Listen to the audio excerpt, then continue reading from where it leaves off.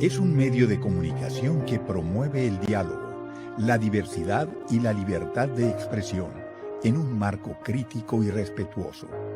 Los comentarios expresados en su programación reflejan la opinión de quienes la emiten y no de quien las difunde.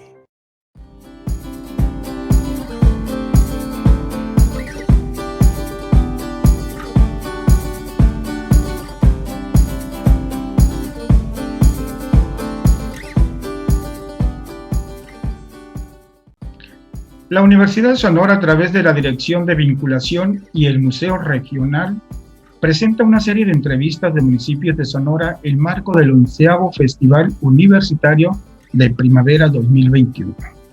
Tecnología incluyente para la convergencia de ideas y ser testigo de un nuevo y diferente encuentro.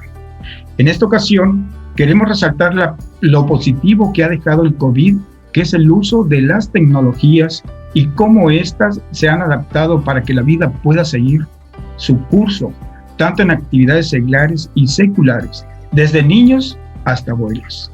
Todos unidos por la tecnología y separados por una sana distancia. Es por ello que el grupo de colectivos artísticos, culturales y científicos se unen para dar a conocer sus actividades, creando así un foro participativo en el que universitarios tengan la oportunidad de conocer y disfrutar estas áreas. Y ACROS, la Asociación de Cronistas Sonorenses, nuevamente se une a las actividades de la Universidad de Sonora para llevarle una serie de entrevistas de 4 municipios de nuestro vasto territorio sonorense. Bienvenidos a una edición más de Los Cronistas con la universidad, la máxima casa de estudios de Sonora. En esta ocasión tenemos a la maestra Guadalupe Peralta Fontes, maestra de carbón, que bendito Dios y gracias a sus actividades ya está prejubilada, como dice ella, entonces tiene todo el tiempo del mundo para que se adentre en lo que es la crónica de este municipio de Carbón. Bienvenida, maestra. Hola, muy buenos días. Muchas gracias, Carlos, por el espacio que nos brinda este programa. Muchas gracias a la Universidad de Sonora. Y pues aquí estamos efectivamente a partir de agosto y estoy gozando ya el permiso prejubilatorio y pues tengo el tiempo para escarbar en la historia de Carbón. Y debes de tener mucho que escarbar porque pues como todos municipios, no hay municipio pequeño sin información importante y sin información que realmente nos lleva a engrandecer día con día lo que es a la sociedad del mismo municipio y de la sociedad en general. Así es, exactamente, hay poco escrito sobre la historia de Carbón.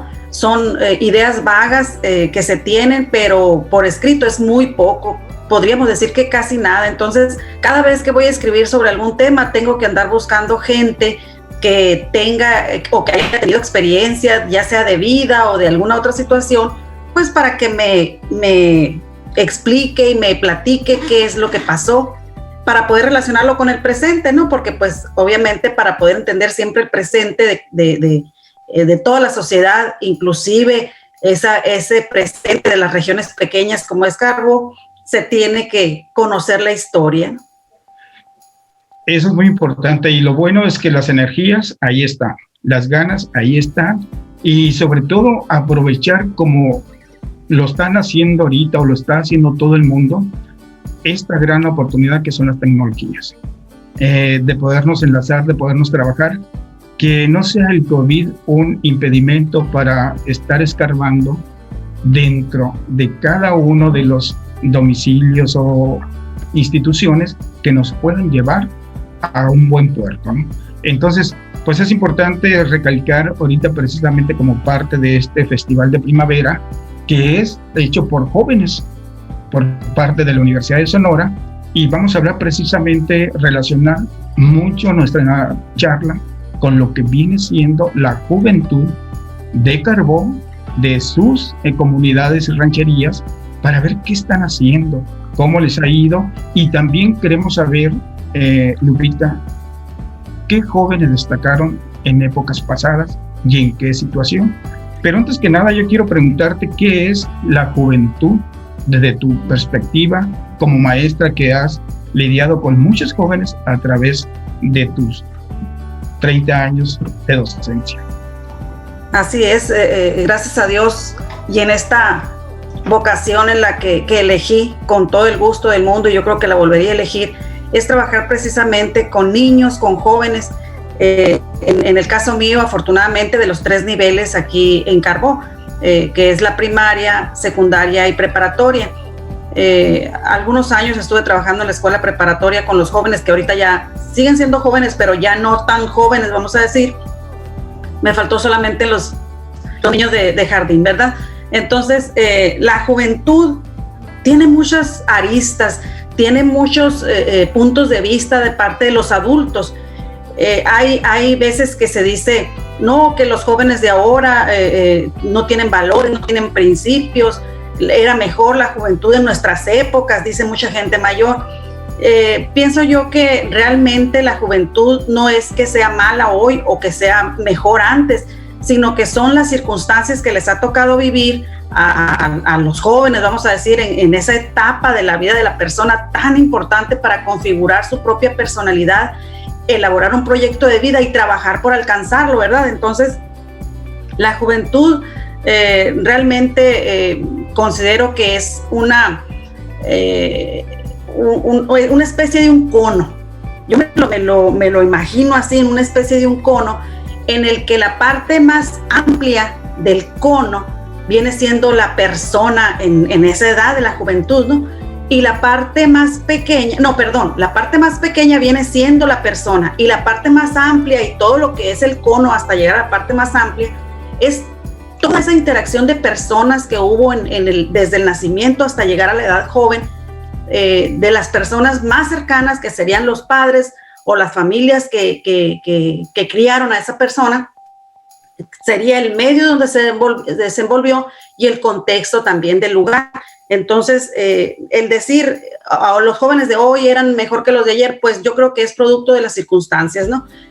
Algo que siempre les decía yo, cada quien es producto de su propia historia, porque esa interacción y esa relación que se da entre las personas desde su hogar, en la escuela y en la comunidad donde viven, es lo que van forjando a esos comportamientos, a esas actitudes de los jóvenes que toman, y en el que pudiera pensarse a lo mejor que están en desventaja. ¿Por qué? Porque hay relaciones pues de autoridad entre los adultos y los jóvenes. Pensamos los adultos que nosotros somos los que tenemos el conocimiento y los que tenemos la experiencia para educar a un joven para que sea una persona de bien. Pues sí, pero ¿qué es una persona de bien, verdad? Muchas veces le dice, échale muchas ganas, pero ¿qué es echarle ganas? No es echarle ganas en el momento, en el instante que se está viviendo, sino todas esas experiencias y esa calidad de vida que se le fue brindado al joven en su momento, vuelvo a repetir, desde la infancia, pasando por la adolescencia y hasta llegar a la juventud. Podríamos decir que la juventud es una edad, es una etapa. Sí, efectivamente, las Naciones Unidas lo ubican entre aproximadamente los 15 y los 24 años de edad, dejando en libertad a algún país que pudiera tener alguna diferencia precisamente por ese contexto, ¿verdad? Entonces, de los 15 a los 24, yo creo que es la edad aceptable que nosotros decimos que es un joven, pero en realidad a veces a los 15 años son adolescentes, y ahí es donde ellos vuelcan en la manera de comportarse, qué es lo que vivieron. Entonces la juventud es una etapa muy importante, pero no, de ninguna manera, no se va a decir, soy joven, me voy a comportar así. Yo me voy a comportar así como joven gracias a toda esa experiencia, a todo ese cúmulo de relaciones, a ese pensamiento, a esos principios, a esos valores que yo vengo desarrollando desde bebé, desde antes de nacer quizás. Pero los 2 primeros años de vida son fundamentales, ¿no? Para que haya una juventud. Maestra, totalmente en desacuerdo de que los jóvenes pues no tienen la capacidad de autodeterminación, de acuerdo a lo que me está comentando, ¿no? Que tienen la suficiente capacidad para hacerlo y no para no hacerlo. Así es. Antes se pensaba, no, pues los jóvenes son los que tienen que aprender, pero ahora con esta revolución del conocimiento que estamos viviendo hoy en día, los jóvenes son los que poseen ese conocimiento en relación a la cuestión del uso de tecnologías. A los adultos nos está costando trabajo, estamos aprendiendo porque estamos buscando, ¿verdad? Leemos y practicamos, pero los jóvenes ya saben. De hecho, yo, por ejemplo, para poder trabajar en la etapa, en la plataforma de Zoom al principio, estando todavía en mi vida laboral, mis hijas fueron las que me enseñaron. O sea, ellas son las jóvenes, ellos son los que están en la etapa, pero tienen mucho conocimiento en relación a la tecnología. Entonces aquí está totalmente opuesto lo que antes se pensaba, que los jóvenes eran los que tenían que aprender de los adultos, ¿verdad? Para tener una vida de bien. Entonces, oiga, maestra, ¿y cómo le ha ido con sus maestras jóvenes en la cuestión de las tecnologías? ¿No la regañan mucho sus hijas? ¿La orientan bien? En ocasiones mi hija, que tengo una maestra, ¿no? Que ya es segundo año de servicio, y un estudiante de medicina.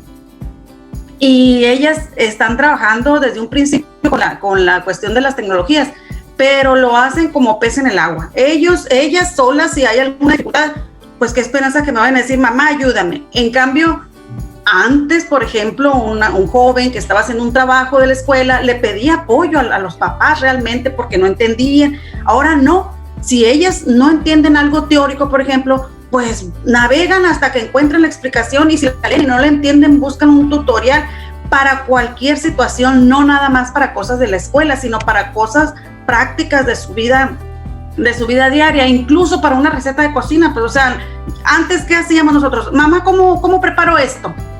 Como joven uno, ¿no? Y la mamá nos decía cómo preparar aquello de acuerdo a lo que ella sabía, porque también lo había aprendido de su madre, a lo mejor, ¿no? Ahora no, o sea, mamá, voy a hacer pizza, pero ¿cómo voy a hacer yo? No me preocupes. Y en un momento saca la receta y en un momento la hacen y queda riquísimo. Una capirotada, a mí se me hacía muy complicado hacer una capirotada, fíjate, a estas alturas de mi vida. Y mi hija el miércoles hizo una capirotada riquísima, pero gracias a la tecnología, porque ahí encontró la receta. Entonces ahí podemos dimensionar ese impacto tan grande y positivo que tiene para la vida de los jóvenes esto que estamos haciendo ahorita, por ejemplo, que estamos a través de la tecnología. En nuestros tiempos, ¿cómo íbamos a poder hacer esta entrevista si no estábamos físicamente juntos, pues ahí, ¿verdad? Platicando. Y menos de poblados, de municipios tan lejanos a lo que vienen siendo los centros de una ciudad capital, ¿no?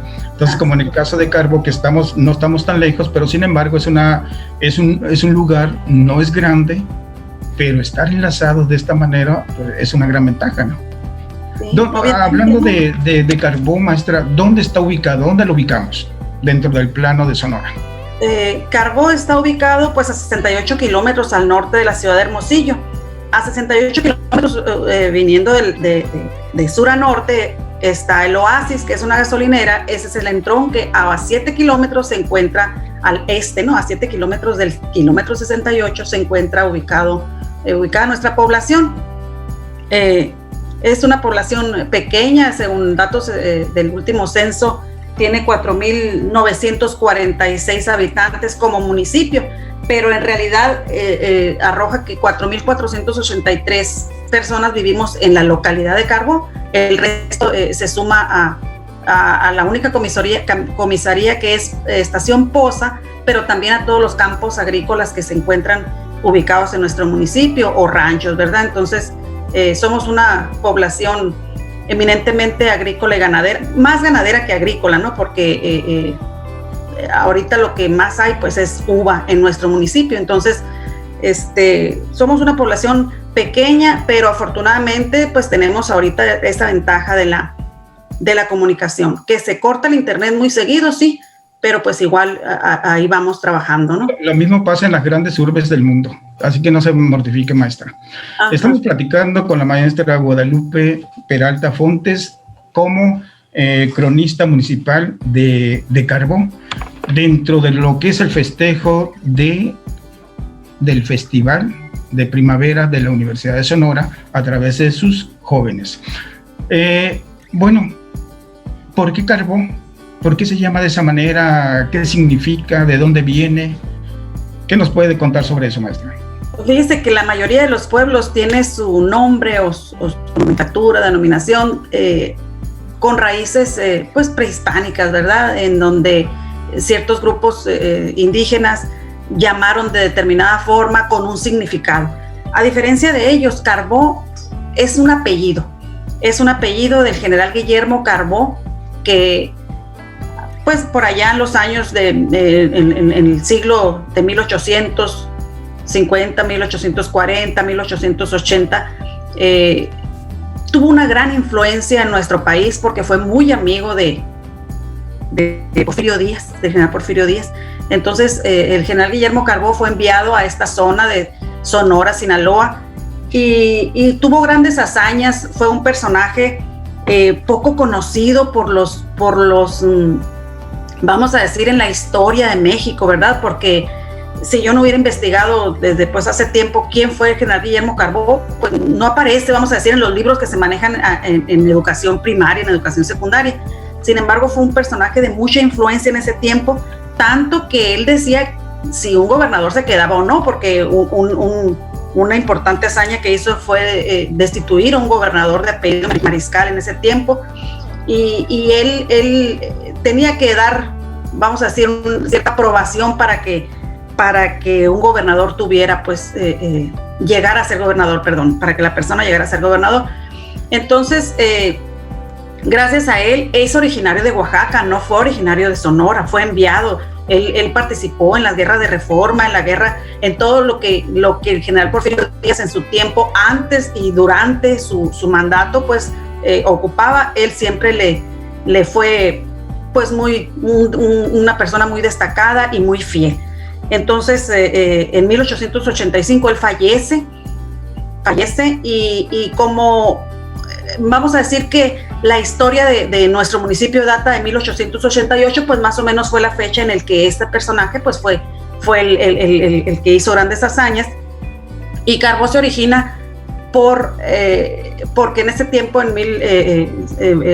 1888 por ahí, fue cuando se construyó las vías férreas, ¿verdad? Entonces, con todo eso, aquí fue una estación de suministro, se dice. Fue una estación de suministro en donde se cargaba carbón, porque las máquinas pues era de carbón. Aquí esta región era una región de mucho palo fierro y hacían carbón también aquí. Entonces todo eso pues ayudaba al funcionamiento de las máquinas, aparte que había minas cercanas aquí de otros municipios, pero que aquí llegaban a cargar pues el material. Entonces, gracias al ferrocarril, vamos a decir, pues Carbó inicia y este asentamiento se va haciendo cada vez más grande, cada vez más grande. Nosotros, toda esta región pertenecía a San Miguel de Orcasitas. Éramos como una comisaría, vamos a decir, de San Miguel de Orcasitas, pero pues gracias a ese crecimiento que hubo derivado del ferrocarril, del trabajo que originaba el ferrocarril, pues llega el momento en que se convierte en municipio. Y ya cuando se convierte en municipio, pues ya se le deja ese nombre que había empezado a manejarse aquí como Carbó. En un principio se tuvieron que construir una especie de almacén que le llamaban galeras, ubicado detrás de la vía ahorita, de la vía que está pues del ferrocarril. Uh-huh. Ahí inició esos almacenes o esas galeras, y así le llamaban la galera, pero por todas las hazañas que fue haciendo Guillermo Carbó, pues se le fue poniendo Carbó, hasta que ya en 1943 se eleva la categoría de municipio. Sin embargo, luego se le quita. Esto fue el 29 de junio de 1943 cuando se le dan ya la categoría de municipio, pero en octubre se la quitan y no se la vuelven a dar hasta 1953.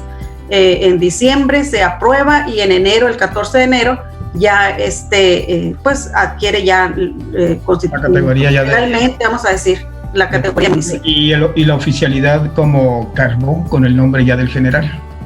Sí, se le deja el mismo, en 1943 se le otorgó y se le dejó ya cuando se restaura, vamos a decir, la municipalidad, y a partir de ahí pues ya se inicia la vida del municipio aquí ya oficialmente, vamos a decir.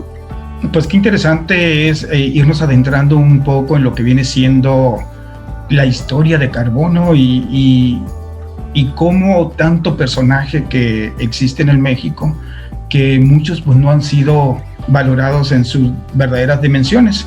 Afortunadamente, pues en el caso del general Carbó, pues tiene aquí su reconocimiento por todos esos apoyos y respaldos que dio al pueblo de Sonora y lo mismo al de Sinaloa, ¿no? Maestra Lupita, en el caso, por ejemplo, de pensar de un municipio tan pequeño como bien maneja en cuanto a habitantes, pero no implica eso que sea pequeño en la grandeza de sus personajes. ¿Qué tenemos de jóvenes anteriores que hayan hecho una labor importante fuera del entorno normal de cualquier ciudadano, sino que hayan destacado en el ámbito deportivo, musical, no sé? ¿Qué nos cuenta sobre Carbó en ese aspecto? Fíjese que aquí ocurre algo muy interesante. A la población de Carbó le gusta mucho el deporte y le gusta mucho la música. Ha habido, por ejemplo, personas que se han, a lo mejor de manera empírica, empiezan a tocar guitarra, empiezan a tocar algún instrumento musical y se conforman grupos. Por allá por los 60 me comentaba un profesor, Antonio Tapia Jiménez, que es originario de aquí de Carbó y que ahorita pues es un personaje muy conocido en Hermosillo porque fue maestro en la escuela normal, maestro en un Cebatis, perteneció a la rondalla, es su amigo. Sí.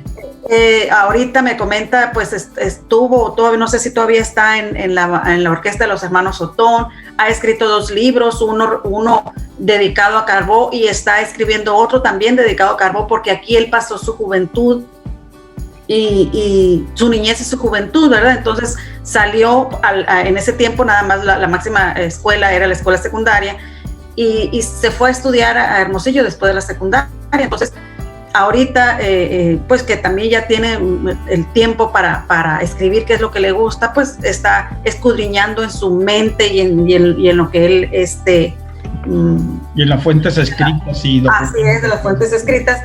Y me comenta que había un grupo cuyo integrante se parecía mucho a los Abson. Quizá todos estos que él menciona, por ejemplo, son pues muy pocos conocidos porque realmente ahí fue donde yo los conocí con esa plática, ¿no?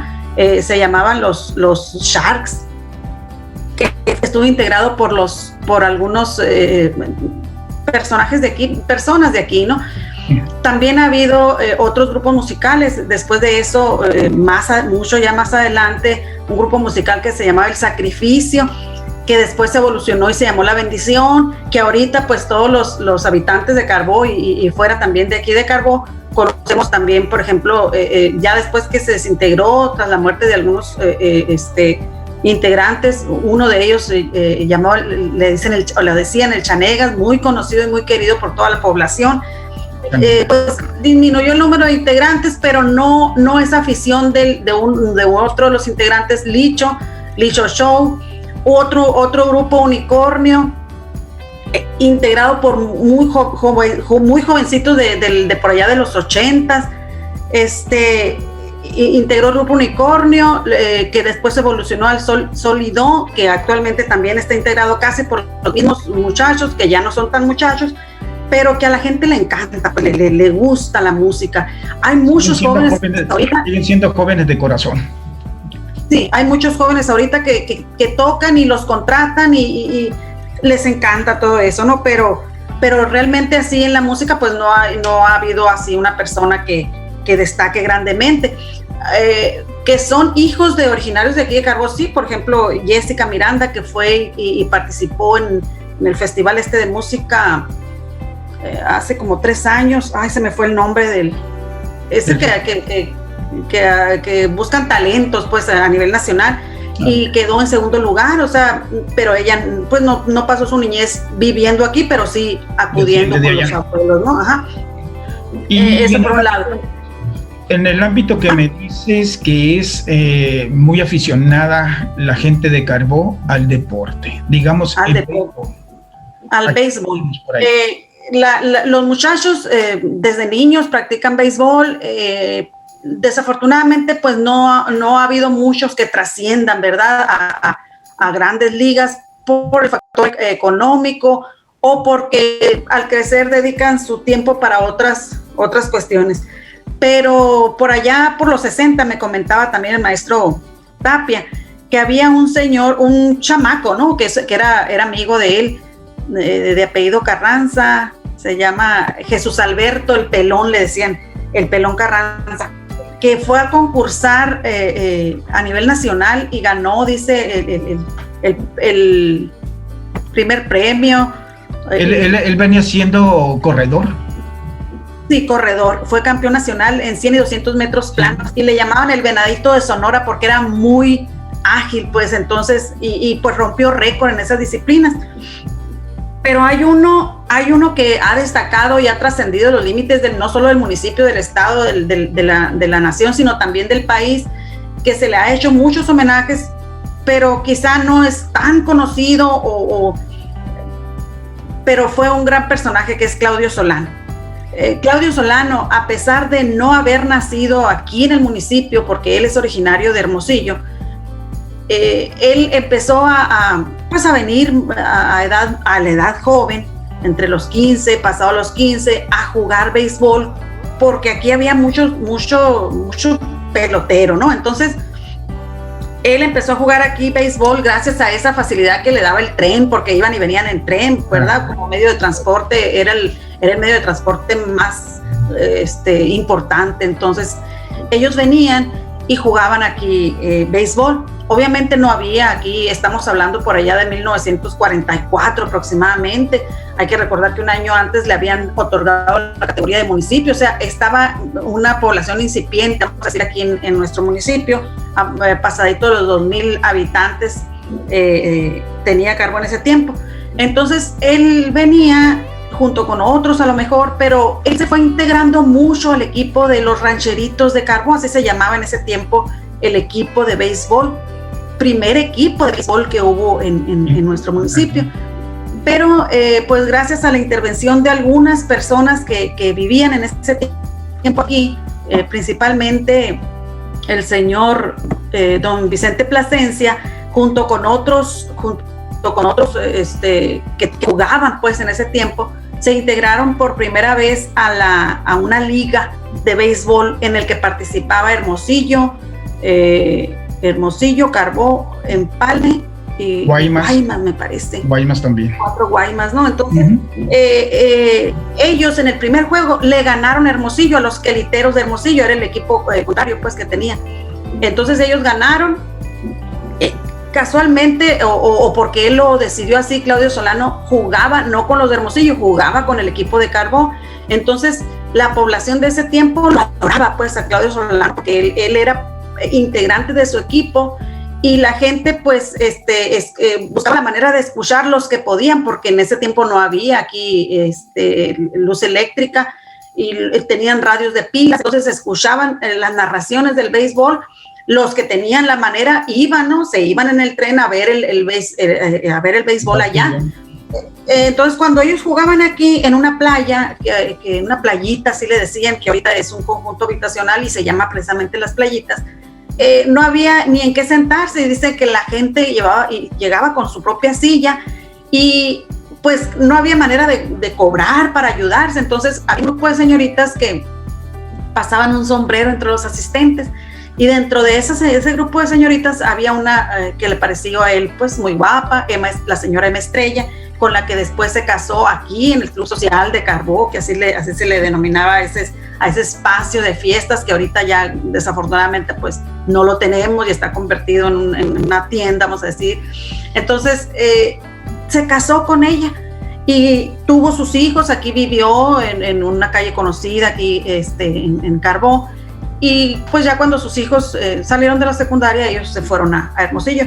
Pero Claudio Solano es como el hijo adoptivo predilecto de Carbó, y le llamaron el Cometa o el Sordo Solano. Y dice que le decían el Sordo porque en una ocasión, cuando estaba chamaco allá en Hermosillo, se tiró un clavado en una alberca y sintió algo en el oído, pues obviamente al momento de tirarse el clavado, pues el agua, ¿no? Sí, le afectó mucho. Entonces le llamaban el Sordo, Claudio el Sordo Solano. Pero el sobrenombre de Cometa se lo otorgó por allá en la Ciudad de México, en uno de los juegos, un reportero, porque dicen que el señor Claudio Solano, o joven en ese tiempo, no le gustaban las entrevistas, no le agradaba que lo entrevistaran. y se escondía, si podía esconderse de los reporteros, se escondía. Y como en ese tiempo pues era muy famoso por jonronero, hay quienes lo comparan con Héctor Espino, era muy famoso en ese tiempo, entonces le pusieron el Cometa porque se desaparecía y se desaparecía de vez en cuando, ¿no? Entonces de ahí nace el Cometa de Carbó. Y el grupo... El Cometa es porque él se desaparecía de los... Sí, de los reporteros. Del ámbito deportivo. Sí, se le desaparecía, no le gustaba dar entrevistas. Entonces, de ahí pues le empiezan a decir el Cometa. Y algo muy curioso aquí en la población de Carbó, casi todas las personas tienen sobrenombre. O sea, no se conoce muchas veces quién es el determinada persona, si no dicen cómo le dicen, pues, ¿no? Entonces, también quedó muy bien aquí Claudio el Cometa. A ver, maestra, ¿y el suyo cuál es? Fíjese que siempre he querido saber y no sé. Como maestras, algunos debe de tener, ¿eh? Fíjese que los alumnos, obviamente en esa edad, a todos nos ponen sobrenombre, ¿no? Investigué mucho cómo me decían a mí, pero pues yo creo que nadie se atrevió a decirme porque no lo sé. Pero fíjese que viene de familias, pues, cuando yo estaba chiquita, yo sí me acuerdo cómo me decían, los señores, porque a mi papá le dicen el relampaguito, entonces a mí me decían la relampaguita. Pero con el tiempo ya yo me fui a estudiar y que ya regreso como maestra, jamás nadie me dijo la relampaguita. Perfecto. Pues volviendo al Cometa, pues realmente fue un personaje muy importante por las crónicas que se manejan de él, ¿no? Que terminaba temporadas con porcentajes arriba de 380, como los grandes bateadores, ¿no? De lo que viene siendo el juego de la pelota. Entonces, pues realmente es un personajazo que tienen ustedes, y sobre todo ese amor que como bien comenta, maestra, pues siendo no oriundo de ese lugar, él se hizo hijo adoptivo predilecto de Carbó. También se manejan como estadísticas de este mismo personaje que en 2 juegos batió 3 jonrones en los 2 juegos que tuvo. Entonces, pues por eso tenía ese alcance, esa capacidad y todo ese acercamiento con grandes jugadores de la pelota en las diferentes ligas que había en aquellos entonces, ¿no? Pues entonces, como bien hemos dicho, no hay pueblos pequeños ni personajes pequeños. Todo tiene algo que aportar y se aporta de una manera muy, muy importante. Entonces, seguimos platicando con la maestra Lupita Peralta Fontes, cronista municipal de Carbó, dentro de los festejos del Festival de Primavera de la Universidad de Sonora, a través del Museo Regional de la propia Casa de Estudios y ACROS, la Asociación de Cronistas Sonorenses. Pero maestra, seguimos, porque sé que tiene también ahí bajo la manga una deportista muy importante también de Carbó, dentro de lo que viene siendo el lanzamiento de jabalina, que se me hace muy interesante cómo inicia esta persona a practicar, ¿no?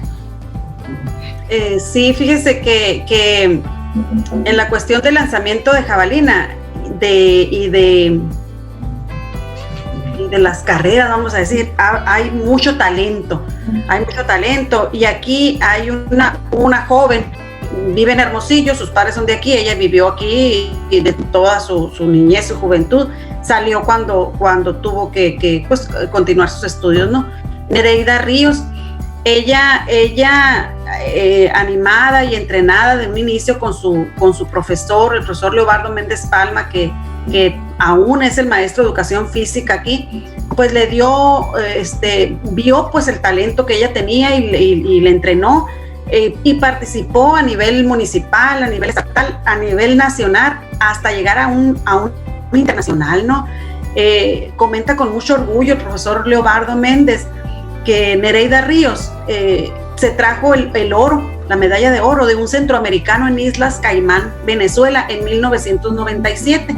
Entonces ella trascendió los límites no solo del municipio, sino del país, ¿verdad? Entonces esta muchacha pues fue campeona en el lanzamiento de jabalina. Pero algo que me llamó mucho la atención es ese comentario que me hizo el profesor, pues el maestro, en relación a cómo inició su preparación. Dice que pues no había recursos, como mencionaba hace un momento, el factor económico pues siempre va a ser un obstáculo, ¿verdad? Pero en este caso, pues no lo fue al principio, porque dice que no hallaba con qué empezar el entrenamiento, y fue al almacén ahí de la escuela primaria y se encontró una astabandera, y con el astabandera inició su entrenamiento, porque no tenían pues para comprar una jabalina. Entonces vemos pues que quizá no sean muchos, bueno, ha habido muchos muchachos que destacaron en deporte, mencionaba alrededor de 15, no tengo de momento ahorita los nombres, pero fueron a competir a nivel estatal, a nivel nacional, pero esta muchacha pues fue hasta estas islas, ¿no? Y se ganó el oro. Hay mucho talento deportivo, pero pues desafortunadamente muchas veces por falta del recurso económico y que van cambiando los intereses de los muchachos, pues no siguen participando en este tipo de deporte, pero hay talento en Carbó. Hay tan importante es el talento que incluso ella, Nereida, estaba preparándose para los Juegos Olímpicos de Atenas 2004, ¿no, maestra? Pero pues sí, un accidente truncó esa aspiración que tenía de esa trayectoria que llevaba a su región, a su estado, a su país en unas Olimpiadas. Así es. Ahorita ella radica en Hermosillo y se desempeña pues por el área deportiva también, ¿eh? Y por ahí vamos a tratar de buscarla para que ya nos platique toda su trayectoria y poder que quede plasmada en un proyecto que estoy elaborando, que son los personajes notables de aquí de Carbó, originarios o adoptivos, ¿no? Como en el caso de Claudio Solán. Sí, porque es doble esa el que la gente que llegó de fuera haga por el terruño que les dio el espacio, la adopción, la amistad. Creo que eso es muy importante y muy valorable. Así es. Ahorita, por ejemplo, hay un beisbolista también que jugó con los Naranjeros, que sus papás son originarios de aquí. No tengo el dato si él nació aquí, pero radica en Hermosillo, que es Julián León. Él está en el equipo de los Naranjeros y pues también es otro orgullo de Carbó. Necesito saber nada más si es de nacimiento, pero igual, pues, o sea, aquí Carbó ahora que en la pasada temporada de béisbol, pues era una fiebre, ¿no? De ver el béisbol y a ver cómo andaba Julián León y a ver cómo andaba Pedro Orama. No sé si se llama Pedro, pero es de apellido Orama, el pitcher de los Naranjeros. También tiene mucha relación. También relacionado con Carbó. Sí, está relacionado también con Carbó. Él es de un estado del sur de la República, está muy relacionado, incluso pues viene seguido aquí a Carbó y ellos dos son, pues los tenemos como si fueran de Carbó, ¿no? Claro, y hay que echarle muchas porras. Y hablando precisamente de los jóvenes ahorita, ¿qué está pasando? Porque debe tener Carbó algunos jóvenes universitarios preparatorianos. ¿Qué están haciendo durante esta pandemia del COVID-19? ¿A qué se dedican? ¿En qué emplean sus tiempos libres después de terminar sus clases virtuales? ¿A dónde van? ¿A qué juegan? ¿No juegan? ¿Qué nos puedes comentar sobre eso? Aquí podríamos decir que hay una pues quizá marcada diferencia, ¿no? Entre lo que hacían los jóvenes del ayer con lo que hacen los jóvenes y adolescentes del ahora. En el ayer pues se jugaban los juegos que yo creo que todos conocemos, ¿no? O a lo mejor ya no nos acordamos cómo, pero la bebeleche, las piedritas o matatena, las escondidas, la conea, las piolas, brincar la piola, el trompo, los ex, la cuarta, el esconde la cuarta, entonces el ronchinflón. Hay muchos, ¿Qué es esto del ronchinflón? Ronchinflón es muy parecido a las escondidas, pero gritan ronchinflón. Pues yo lo jugué cuando chamacas, nos juntábamos un chamaquero, vamos a decir, casi de toda la comunidad, ¿no? Y jugábamos los juegos de antes, la mayoría pues eran dar muchos chamacada en la calle, ¿no? en los espacios deportivos que antes eran pocos, ahorita ya hay más, pero ahorita como que los muchachos y los niños están como más en su casa, y no tanto, yo creo que no tanto por la pandemia realmente, sino porque ellos juegan con sus compañeros, así es, juegan con sus compañeros a través del teléfono, ¿verdad? En esos juegos que platican como que ahí están, pero son juegos también pues a distancia, electrónicos, y que en muchas ocasiones obviamente yo no entiendo mucho de juegos. También tendríamos que hacer una investigación al respecto, porque pues, hay muchos juegos que lejos de divertirlos y de ampliar, vamos a decir, su capacidad, pues como que lo inducen a la violencia, mucho a la violencia, ¿no?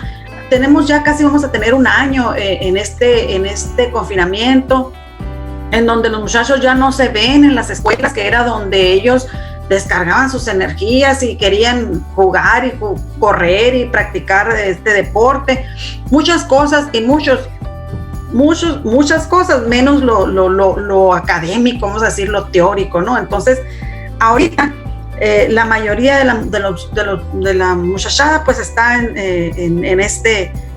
con estos medios electrónicos, jugando a través de su celular. Hay por ejemplo, aquí en nuestra comunidad hay 2 campos de pasto sintético que son para jugar fútbol. Entonces, en ocasiones sí he visto yo que se reúnen muchachos de secundaria, vamos a decir, uno que otro de preparatoria, a jugar fútbol, porque es un deporte que también gusta mucho, ¿no? Jugar fútbol. Pero pues la mayoría juegan así a través de los teléfonos, con esos videojuegos que ellos tienen, ¿no? Y antes pues era la cuestión más, vamos a decir, más física. Ahorita también física, porque hay muchos muchachos que le gusta principalmente los deportes, ¿no? Jugar. Pero ahorita pues estamos viviendo algo extraordinario que nos obliga a estar en casa, aunque pues muchos se escapan y andan en la calle, pero jugando o deporte. Es muy complicado, pues tanto tiempo de confinamiento, como dice, ya casi un año. Entonces, si uno como adulto pues ya quiere salir gritando por las calles, ¿no? Corriendo. Y con más el joven, el niño, que están llenos de energía, pues de alguna manera quieren reventar esa situación del encierro pero pues afortunadamente la tecnología pues ha venido a mitigar en cierta forma todo ese espacio libre que se cuenta ahorita, y también dentro de sus bondades, las ventajas que se dan con las abuelas y los hijos y nietos a través de videollamadas que les permiten tener un acercamiento, ¿no? Lo mismo el alumno con el maestro, que se están viendo a través de las videollamadas para poder llevar pues sus clases y seguirse preparando. Entonces, pero nada fácil, ¿no? Ha sido para la sociedad esta situación. Así es, la cuestión de los muchachos que se encuentran en estudios, desde los niños hasta la preparatoria, aquí en Carbó, que son los estudiantes pues más jóvenes, hasta los de universidad. Hay algunos muchachos que están pues estudiando en una universidad en Hermosillo, porque pues aquí llega hasta la preparatoria, y lo hacen precisamente a través de videollamadas o a través de alguna de las plataformas. Lo hacen por Facebook o por WhatsApp aquí, ¿no? Pero los muchachos de universidad lo hacen a través de sus plataformas, ¿no? Que puede ser Meet, Zoom o otra, se me escapa el nombre, pero a través de videollamadas, pues. Los muchachos de universidad tienen al maestro desde las 7 de la mañana hasta las 3, 4, 5, 6, dependiendo de sus horarios, y los muchachos están concentrados, pues igual como si estuvieran pues en la universidad físicamente, pero a través de esta pantalla, ¿no? Uh-huh. Y ahí ellos interaccionan con los maestros, interaccionan con sus compañeros, realizan sus tareas, y pues a todos los jóvenes que están en la universidad poco se les ve en la calle, porque realmente tienen ocupado casi las 24 horas del día, pues porque pues duermen hasta muy noche haciendo sus trabajos, preparando sus exposiciones, estudiando para sus exámenes. En relación a los de preparatoria y los de secundaria, es como que es un poquito más complicado para ellos, para los maestros principalmente, estar en videollamadas. Sí están toda la semana, pero no tienen ese horario, vamos a decir, tan estricto como se tiene físicamente ya, por ejemplo, en la secundaria o en la preparatoria, dependiendo de sus horas. ¿Por qué? Porque pues no es posible, ¿no? Y no es posible no tanto por lo que pudiera implicar de trabajo, porque a todo se va acostumbrando uno. Al principio, cuando se les dijo a los maestros, van a trabajar de esta manera, o sea, entraron en un estrés y en una ansiedad y en una angustia. ¿Por qué? Porque no había el conocimiento de cómo manejar estas herramientas.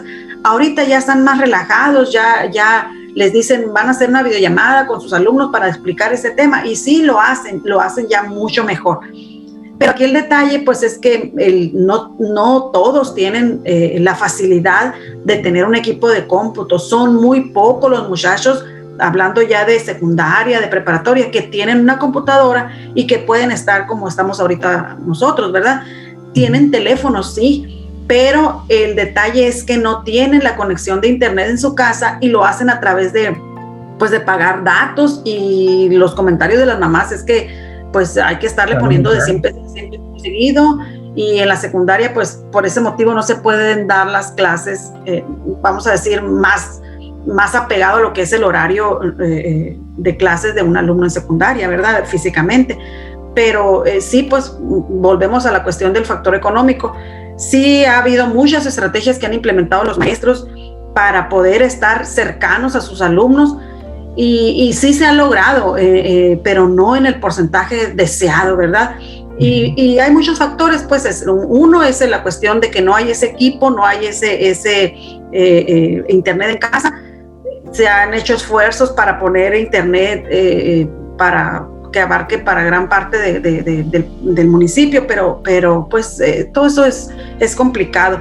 Y a pesar de que tenemos un año y que pudiera parecer mucho tiempo el que hemos estado trabajando, o el que se estuvo trabajando de esta manera, pues realmente para un cambio tan drástico en la cuestión de cómo llevar a cabo el proceso de enseñanza-aprendizaje, pues es muy poco el tiempo realmente, ¿no? Entonces, pero de todo lo negativo que nos ha traído la pandemia, yo creo que lo positivo ha sido esto, pues en realidad utilizar las herramientas de comunicación para aprender.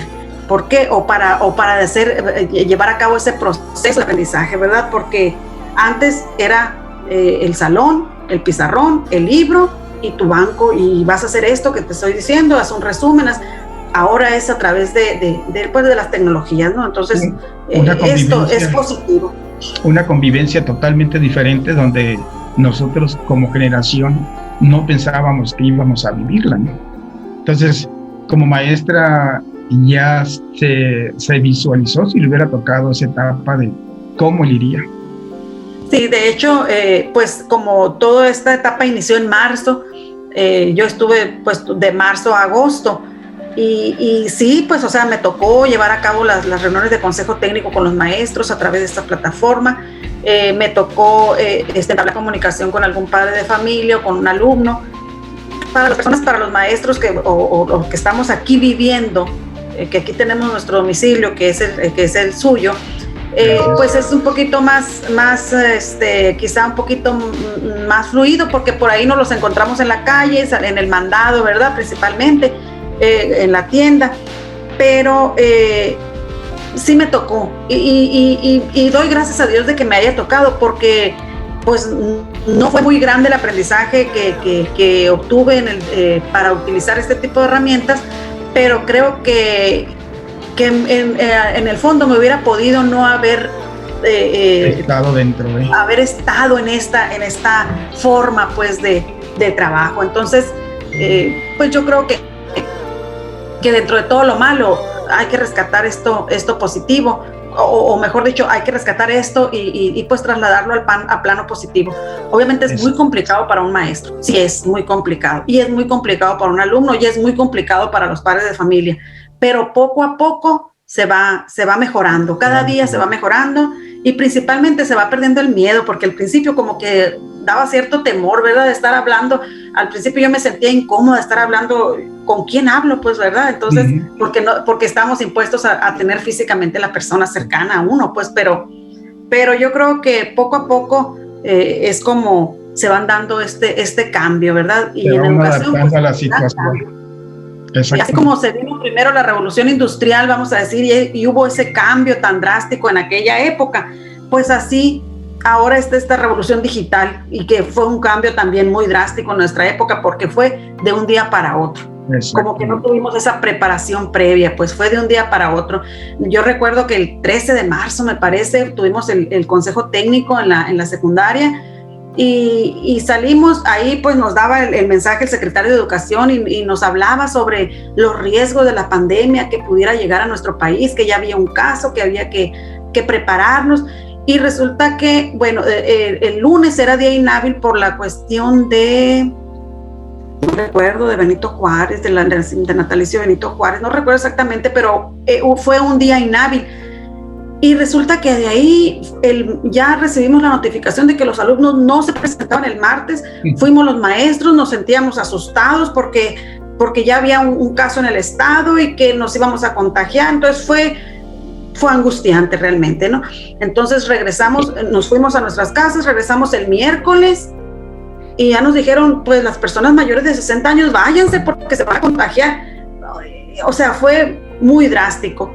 Y luego pues ya el jueves ya no nos presentamos y hasta la fecha, ¿no? Entonces el trabajo ha sido en esta dinámica, pero pues nos potencializa para otros aprendizajes y para otros estilos que a lo mejor ahorita vemos imposible, pero que ya están a la vuelta de la esquina. Estaba escuchando ahorita en las noticias el interés de algunas potencias, vamos a decir, por conquistar Marte.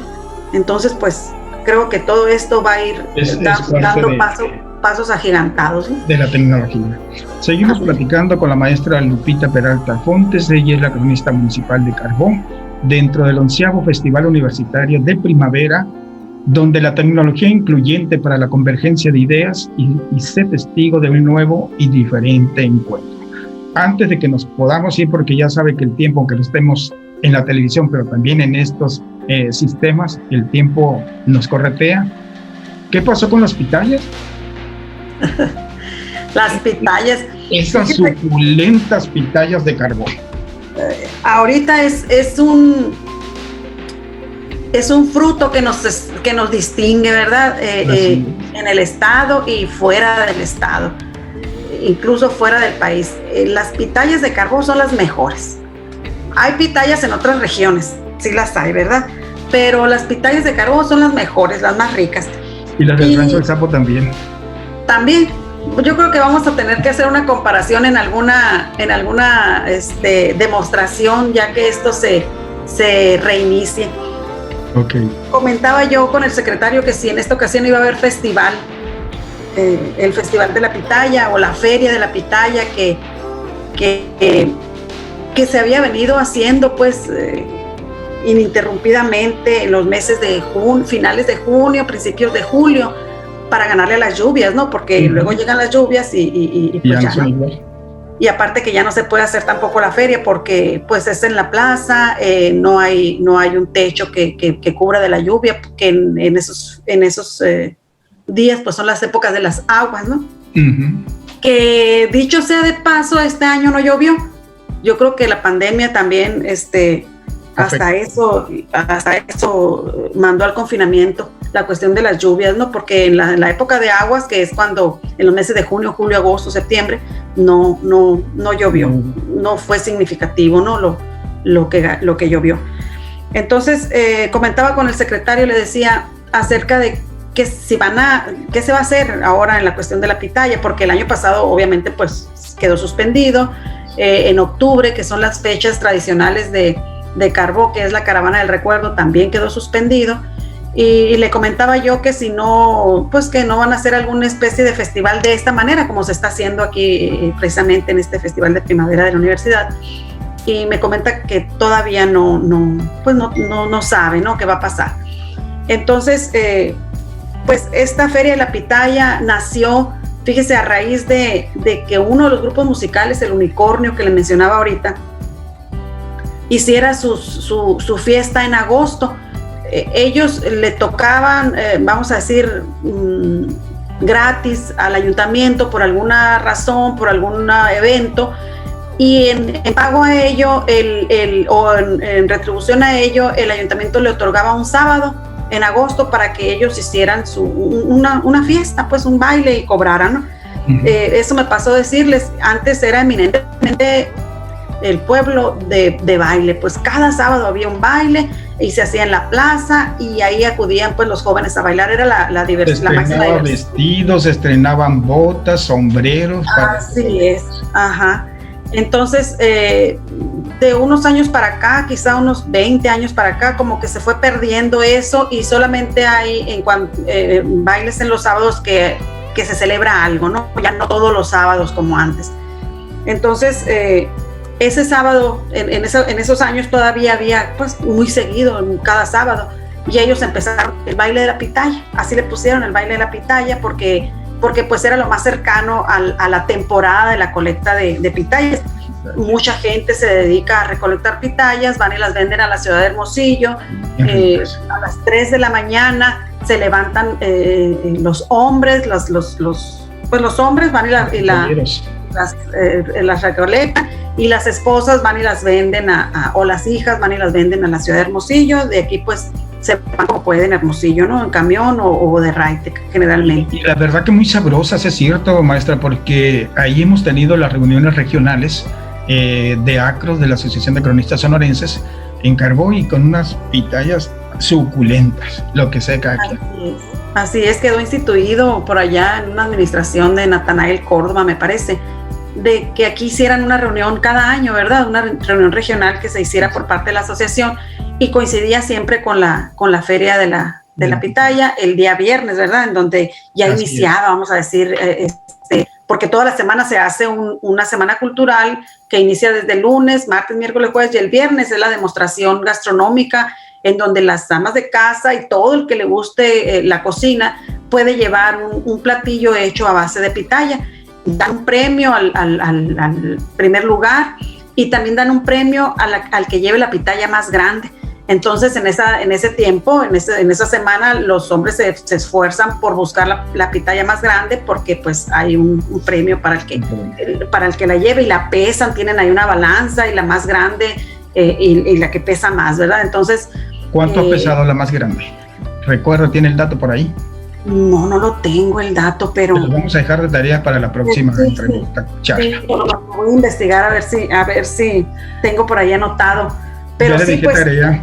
Una pitaya grande, no sé, ahorita ni le podría calcular, pero sí le voy a investigar el dato. Okay. Y las comidas, pues hasta vino preparan con pitaya, ¿no? Entonces, el año pasado, pues no hubo, también la reunión de ACROS, pues después de 5 años consecutivos tampoco se pudo realizar. Me comentaba la doctora Corella, que pues la presidenta de nuestra asociación, así es, Pamela, de ver la posibilidad de que se hiciera pues algún programa virtual, ¿verdad?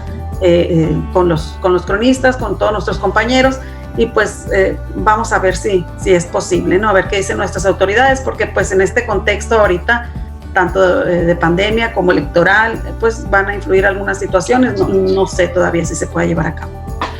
Muy bien, maestra, pues el tiempo se nos agota. ¿Algún comentario adicional que nos quiera dar para despedirnos? Pues agradecer el espacio de esta charla acerca de nuestro municipio, y comentarles a las personas que pues nos estén viendo, que próximamente me va a tocar la oportunidad de presentar el libro del terruño sonorense de nuestra asociación de cronistas, en el que platico también pues estas cuestiones, y que pues faltan muchas otras que fue imposible incluir, pero que estoy trabajando precisamente en un proyecto en el que incluya pues instituciones, cómo se fueron forjando, familias, y personajes populares, que hay algunos personajes populares que fueron muy queridos en la comunidad, y personajes notables en el que haya destacado en algo, pues, y que sean originarios o que sean hijos originarios o adoptivos de nuestra comunidad. Y pues nuevamente agradecer a usted el espacio, agradecer el espacio también a la universidad, y por supuesto pues comentarles que me siento muy orgullosa de ser la cronista municipal, y que espero con todo el favor de Dios, ahora que ya estoy fuera de mi trabajo laboral, dedicarme ahora a este trabajo que pues es por ahora sí que por vocación, ¿verdad? No tanto por vocación, quizás sea el término. Por convicción. Por convicción, ¿verdad? Y que lo hago con mucho gusto. Podríamos decir que soy incipiente en este mundo de la crónica, pero con el favor de Dios, con tendencia a mejorar. Pues muchísimas gracias a la maestra Lupita Peralta Fontes, cronista municipal de Carbó. Asimismo, muchas gracias a la Universidad de Sonora a través del Museo Regional de la propia Casa de Estudios, a Ariel Silva por su aporte y este espacio tan importante para los cronistas en este 11º Festival Universitario de Primavera de los Jóvenes para el Mundo. Gracias y hasta la próxima. Hasta luego.